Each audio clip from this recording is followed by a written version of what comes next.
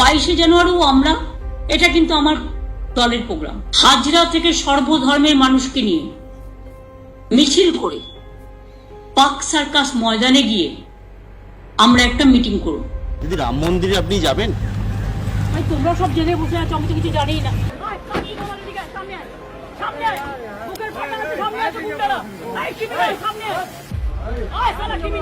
সেই অশান্তির প্ররোচনা, সেই উস্কানি। যখন গোটা দেশ এক ঐতিহাসিক সন্ধিক্ষণে দাঁড়িয়ে, তখন শুধুমাত্র নিজের 30% ভোট ব্যাংক বাঁচাতে বাংলাকে এক অনিশ্চিত ভেদাভেদের লড়াইয়ের মুখে ফেলে দিচ্ছেন মমতা ব্যানার্জি। যখন গোটা দেশের মুসলমান সম্প্রদায়ের 74% মানুষ রাম মন্দির নিয়ে উচ্ছ্বসিত, তখন তার সারা দেশের সাম্প্রদায়িক সম্প্রীতির জন্য খুশির খবর হলেও পিসির জন্য মোটেই নয়। বাংলায় যদি কোরআন পুরাণে ঝগড়া না বাঁধে, তাহলে পিসির স্বার্থ কিভাবে উদ্ধার হবে? তাই যেদিন 500 বছরের বিতর্কিত ইতিহাসের অবসান ঘটিয়ে ভগবান শ্রীরামচন্দ্রকে তার জন্মস্থানে পুজো করার প্রক্রিয়া শুরু হবে, ঠিক সেই দিনেই পিসিকে পার্ক সার্কাস ময়দানে নিজেদের ক্যাডার বাহিনী নিয়ে দলীয় সভা করতে হবে। 22শে জানুয়ারিও আমরা, এটা কিন্তু আমার দলের প্রোগ্রাম, হাজরা থেকে সর্বধর্মের মানুষকে নিয়ে মিছিল করে পার্ক সার্কাস ময়দানে গিয়ে আমরা একটা মিটিং করব। সম্প্রতি পিসির পাড়ায় কালীঘাটে রাম পুজো করতে গেলেও সেখানে পুজো করা যায়নি, শুধুমাত্র মুখ্যমন্ত্রীর অনুমতি মেলেনি বলে। কালীঘাটে তারা রাম পুজো করতে পারছেন না তাদের নিজেদের পাড়ায়। শোনা যাক। পুলিশ পারমিশন পাইনি আমরা। 22 তারিখ প্রথম লেটার দিই, 22শে ডিসেম্বর। ডিসেম্বরের পর পুলিশের কোনো রেসপন্স আসেনি। তার 4ই জানুয়ারি আমরা আবার রিমাইন্ডার দিই, তারপরেও কোনো রেসপন্স আসেনি। এগুলো কি সব কাকতালীয়? তাও কি কখনো সম্ভব? মমতা ব্যানার্জির ইতিহাস বলছে না।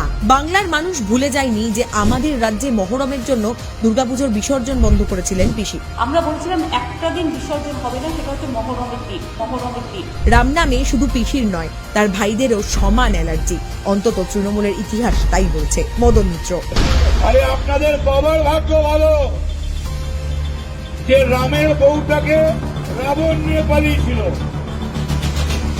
ওটা যদি রাবণ না নিয়ে, রামের বউকে নিয়ে, সীতাকে নিয়ে রাবণ না পালাতো, যদি বিজেপির লোকেরা পালাতো, তাহলে হাতরস বানিয়ে দিত সীতাকে দর্শন করে, হাতরস বানিয়ে দিত সীতাকে দর্শন করে। হ্যাঁ, আমি মদন মিত্র। কুণাল ঘোষ: অযোধ্যার রাম রাজত্বে রাজার সিংহাসনে শ্রীরামচন্দ্র ছিলেন, কিন্তু তার পাশে অযোধ্যায় রানীর আসনে মা সীতা ছিলেন না কেন?